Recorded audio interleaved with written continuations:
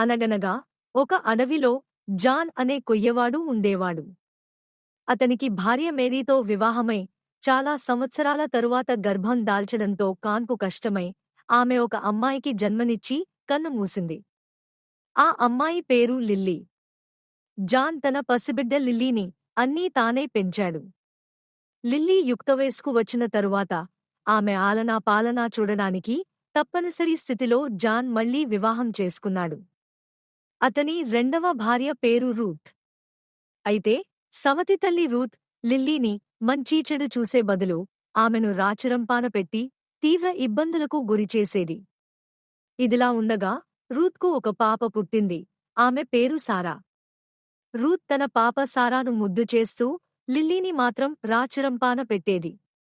ఈ వేదన భరించలేని లిల్లీ ప్రతిరోజూ తన తల్లి మేరీ సమాధి దగ్గర ఏడుస్తూ కూర్చునేది.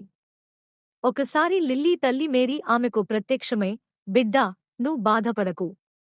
నేను మన ఇంట్లో ఒక కోడినై పుడతా. నన్ను వండిన తరువాత నీకు వచ్చిన వట్టి బొవికెలను ఒక చోట మట్టిలో పాతిపెట్టు. అవి కొద్ది రోజులకు బంగారు కడ్డీలుగా మారతాయి. నీకు తప్ప అవి ఎవరి చేతికీ రావు అని చెప్పింది. ఈ మాటలు విన్న లిల్లీ అలాగే చేసింది, కాని పాతిపెట్టిన విషయాన్ని మరచిపోయింది.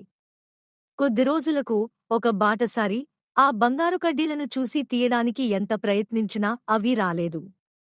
ఈ విషయం అడవిలో ఆ నోటా ఈ నోటా పడి చివరకు అడవి దొర అయిన డేవిడ్కు చేరింది. డేవిడ్ దండోరా వేయించి ఎవరైతే ఆ బంగారు కడ్డీలను తీయగలరో వారికి అడవిలో అర్ధభాగం ఇస్తాను అని ప్రకటించాడు. అయితే ఎంతమంది ప్రయత్నించినా ఎవరికీ ఆ కడ్డీలు రాలేదు. చివరకు లిల్లీ ఒక్క ప్రయత్నంతోనే ఆ బంగారు కడ్డీలను సులభంగా తీయగలిగింది. ఈ విషయంతో ఆశ్చర్యపోయిన డేవిడ్ లిల్లీ గొప్పతనాన్ని గుర్తించి తన కుమారుడు జోసెఫ్తో ఆమె వివాహం జరిపించాడు. అలా లిల్లీ సంతోషంగా జీవించింది. మరిన్ని చక్కటి కథలకై మా ఛానల్ని సబ్స్క్రైబ్ చేసుకోగలరు.